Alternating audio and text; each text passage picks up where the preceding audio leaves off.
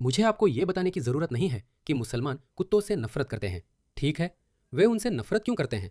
खैर, क्योंकि मोहम्मद कुत्तों से नफरत करते थे। मोहम्मद बिल्ली पसंद करने वाले थे, कुत्ते पसंद करने वाले नहीं थे। हमें नहीं पता कि वे कुत्तों से क्यों नफरत करते थे। शायद हो सकता है कि जब वे छोटे थे तो उन्हें किसी कुत्ते ने काट लिया हो, इसलिए उन्हें कुत्तों से बिना वजह डर लगता था। और वह डर नफरत में बदल गया, और वह नफरत उनकी शिक्षाओं, उनके उपदेशों में भी आ गई। इसीलिए उन्होंने कहा कि अगर कुत्ते भगवान की रचना नहीं होते तो मैं कहता कि उन सबको मार दो, लेकिन सारे काले कुत्तों को जरूर मारो। तो वे कुत्तों के प्रति भी नस्ल भेदी थे। खैर, इन सब बातों के अलावा मेरे पास आपके लिए कुछ वीडियो है, ठीक है? आपको ये वीडियो देखनी चाहिए। मैं पहले ही चेतावनी देता हूँ, कुछ वीडियो परेशान कर सकती है, लेकिन दिखाना जरूरी है। अगली बार जब आप सोचे कि सब कुछ ठीक है, सभी संस्कृतियां बराबर है, मुसलमान तो मुसलमान है, तो समझना होगा जब आप दूसरी संस्कृतियों के लोगों को लाते हैं तो वे अपनी प्रथाएं भी साथ लेकर आएंगे। कोई भी पश्चिमी देशों में आते समय अपनी सांस्कृतिक प्रथाएं और मूल्य एयरपोर्ट पर छोड़कर नहीं आता, इसलिए मैं इस पर पूरी तरह विश्वास करता हूँ। बहुसांस्कृतिकता असफल हो चुकी है। मैं आपको दिखाता हूँ। चलिए इस जबरदस्त बात से शुरू करते हैं। इस वीडियो को देखो। सबसे बुरी चीज से शुरू करते हैं। ये पाकिस्तान है। वे इस कुत्ते को चिढ़ा रहे हैं। वे गरीब कुत्ते को चिढ़ा रहे हैं, हंस रहे हैं और वीडियो बना रहे हैं। मैं पाकिस्तान में पैदा हुआ था। ये पंजाब जैसा लगता है। सबसे ज्यादा संभावना है कि ये लाहौर मेरा अपना शहर है। मैं बता सकता हूं कि वे कुत्तों से नफरत करते हैं। वे कुत्तों से नफरत करते हैं और नहीं चाहते कि कोई कुत्ता उनके पास हो। हर कोई उन्हें तंग नहीं करता, लेकिन वे कुत्तों से नफरत ही करते हैं। यही वजह है कि कांग्रेसमैन रैंडी फाइन ने यह कहा, अगर वे हमें मजबूर करते हैं कि हम चुने तो कुत्तों और मुसलमानों के बीच चुनाव करना कोई मुश्किल काम नहीं है।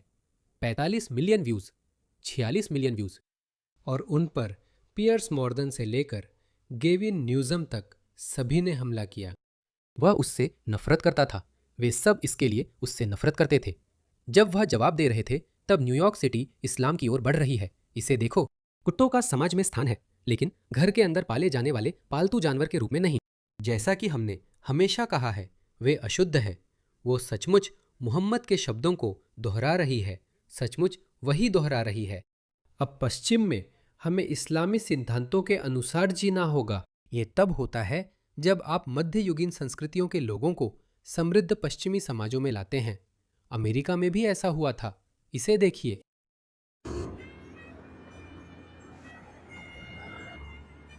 अरे बस कीजिए। नहीं, क्या आप हमें अकेला छोड़ सकते हैं? मेरे कुत्ते को मत मारो। मेरे कुत्ते को मत मारो। ये मेरा मामला नहीं है। Stop all the يلا place. يلا क्या आप जा सकते हैं? नहीं। ओ, siktir git. Keserim onu ben. Hadi. नहीं, मैं नहीं जाऊंगी। ये व्यक्ति अमेरिका में क्यों है? क्यों? क्यों?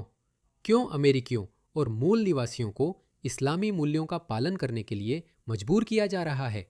क्यों? क्यों हम इसे होने दे रहे हैं दोस्तों? ये तुम्हारा मामला नहीं है। ये बहुत अच्छा है। मैं जा रही हूँ। मेरे कुत्ते को मत छुओ। नहीं, मैं नहीं करूंगी। मुझे नहीं पता। क्या आप सुन सकते हैं? उसने आखिर में उस पर थूक दिया। इसे देखो। मैं नहीं जाऊंगी। उसने आखिर में उस पर थूक दिया। घिनौना है, घिनौना है। ठीक है, अब मैं तुम्हें एक और ज्यादा चौंकाने वाला वीडियो दिखाता हूँ। ठीक है, हो सकता है मैं पूरा वीडियो न चला पाऊँ, लेकिन मैं तुम्हें उसका कुछ हिस्सा दिखाऊंगा और मैं तुम्हें बताऊंगा कि क्या हो रहा है। ये वाकई बहुत चौंकाने वाला है। अब ये स्पेन में हुआ था, बार्सिलोना, स्पेन में। इन लोगों को नागरिकता दी गई है, या उन्हें कानूनी दर्जा दिया गया है, या उनका दर्जा नियमित किया गया है। आप इसे जो भी कहना चाहे, गंदे सांचेज ने वोटों के लिए ऐसा किया है। और देखिए इन्हें, ये सड़क पर इस गरीब कुत्ते पर कैसे हमला कर रहे हैं। आप इसे दूर से देख सकते हैं। ये रहा बेचारा छोटा सा कुत्ता, और ये अफ्रीकी आदमी, ये उस पर हमला करते हैं। वे उसके पास आते हैं। वो देखो, उसकी पूंछ हिल रही है, तो वह अभी भी थोड़ा जिज्ञासु है, अपनी जगह पर खड़ा है। और फिर ये लोग उसे मारना शुरू कर देते हैं। कुत्ते को डंडों से मारना शुरू कर देते हैं। वह उनमें से एक को काट लेता है। सच में मुझे नहीं पता क्या हुआ। लेकिन कौन ऐसा करता है? आप किस तरह के इंसान हैं? आप किसी आवारा कुत्ते के पास ऐसे क्यों जाते हैं जैसे भिड़ने वाले हों, जैसे किसी इंसान से भिड़ रहे हों? कुत्ते से भिड़कर फिर उस पर हमला शुरू कर देते हैं। आप बार बार ऐसे लोगों को लाते हैं जिनका यहाँ कोई काम नहीं, उनका पश्चिम में कोई स्थान नहीं है। बस बात इतनी ही सीधी है। ये वीडियो देखिए। ये आयरलैंड में है। अब मैं आपको चेतावनी देना चाहता हूँ, भाषा थोड़ी तीखी हो सकती है। हाँ हाँ, मुझे नस्लवादी कहो, नस्लवादी कहो, मुझे नस्लवादी कहो, तुम एक हरामी हो। सुनो, मुझसे अपने अल्लाह के बारे में मत पूछो। क्या तुम मेरा अपमान कर रहे हो? वो एक शैतान है। तुम नहीं, मैं सुन रहा हूँ। अब तुम यहाँ हो, ये शैतान है। तुम कितने बेवकूफ हो आदमी, तुम एक शैतान हो। सुनो क्या कहती हूँ, मेरे भगवान को रहने दो। तुम मेरे भगवान का अपमान करते हो, तुम मेरे भगवान का अपमान करते हो। मेरे भगवान को रहने दो, मेरे भगवान को रहने दो। बेहतर होगा कि तुम शांत हो जाओ। शांत हो जाओ, तुम्हें शांत रहना चाहिए। देखो हम कैसे हैं। मुझे नहीं पता क्यों, लेकिन हर बार आयरिश आदमी को सुनते ही कॉनर मैकग्रेगर की आवाज लगती है। और अब वो बस कह रहा है, तुम ध्यान से सुनो। मुझे लगता है कि ये कॉनर मैकग्रेगर ही कह रहा है, और उसे मत उकसाओ क्योंकि वो कॉनर मैकग्रेगर है। वो तुम्हें नॉकआउट कर देगा भाई। लेकिन जाहिर है, मुझे नहीं पता, ज्यादातर आयरिश लोग भी ऐसे ही करते हैं। यही है बुराई। अब इनसे शैतान बाहर आ रहा है। देखो, अब इनसे शैतान बाहर आ रहा है। यही है शैतान। मैं प्रभु यीशु मसीह का आशीर्वाद मानता हूँ। इस आदमी को आशीर्वाद दो। इसके अंदर से दानव को बाहर निकालो। मेरे भगवान तुम्हारे पैगंबर से नाराज नहीं है और उसे नहीं मारेगा। नहीं नहीं नहीं, यीशु राजा है। यीशु राजा है। आप शैतान की तुलना यीशु मसीह से नहीं कर सकते। शैतान की तुलना यीशु मसीह से मत कीजिए। देखिए, ये लोग कितने आक्रामक हैं। ये हर जगह ऐसे ही रहते हैं। वो सिर्फ इसलिए जा रहा है क्योंकि उसके पास संख्या नहीं है। यही कारण है। आपको क्या लगता है, जब इनकी संख्या बढ़ेगी तो क्या होगा? और देखिए, आपको दूर देखने की जरूरत नहीं है। बस देखिए यूके में क्या हो रहा है। इसे उस स्तर तक मत पहुंचने दीजिए। इसे उस स्तर तक मत पहुंचने दीजिए। शैतान, मैं कोई दानव नहीं हूँ। इसे देखो, इसे देखो, देखो तुम्हारे पास भी एक है। मैं इंसान हूँ, तुम्हारे पास भी एक है। क्या? तुम अपना कब क्यों घुमा रहे हो? मेरे पास मत आओ, मेरे पास मत आओ, मेरे पास मत आओ। मुझसे दूर रहो, मेरे पास मत आना। साल मत देखो आदमी। उस आदमी को देखो जिसे उस पे छापा मारा और यूके आ गया। 10,000 पाकिस्तानी आदमी, मुस्लिम आदमियों ने यूके में 2.5 लाख बच्चों के साथ बलात्कार किया और मर गए। मुस्लिम आदमी, बस पता लगाने के लिए आगे बढ़ो। बस पता करो, बस ये पता करो कि कौन सा साल था जो 1995 से अपराध कर रहा है। वो आदमी कौन था जानो? उससे भी पहले पहली ज्ञात ग्रूमिंग गैंग का मामला 50 के दशक में दर्ज हुआ था। मुस्लिम लड़कियां लड़के वही थे। फिर कहा दूर रहो, वो शैतान है। दूर हो जाओ। हे भगवान, इस शैतान को मुझसे दूर कर दो। इस शैतान को मुझसे दूर कर दो। इस शैतान को धो डालो। आमीन। यीशु मसीह, आमीन। यीशु राजा है। यीशु राजा है। हाँ, मैं ईसाई नहीं, पर यीशु राजा है। देखो, सोशल मीडिया पर वायरल मेहदी हसन का ये वीडियो क्लिप, जिसमें ये लोग इन घिनौनों को कैसे देखते हैं। वो हमेशा बताता है कि पश्चिम और अमेरिका की विदेश नीति में क्या गलत है। वैसे वो ब्रिटेन से अमेरिका गया। हे भगवान, इस आदमी से जितनी नफरत हो कम है। उसका समय भी आएगा। उसे देखो। ईरान में शादी की न्यूनतम उम्र 13 साल है, लेकिन माता पिता की अनुमति से 9 साल में भी शादी हो सकती है। क्या आप इसके पक्ष में हैं? मुझे लगता है नहीं है। अब मुझे गलत मत समझिए, मैं पैट्रिक बेट डेविड का प्रशंसक नहीं हूँ। मैं मेहदी हसन का प्रशंसक नहीं हूँ, लेकिन पीबीडी सिर्फ तथ्य दे रहे हैं। यमन में कोई न्यूनतम आयु कानून नहीं है।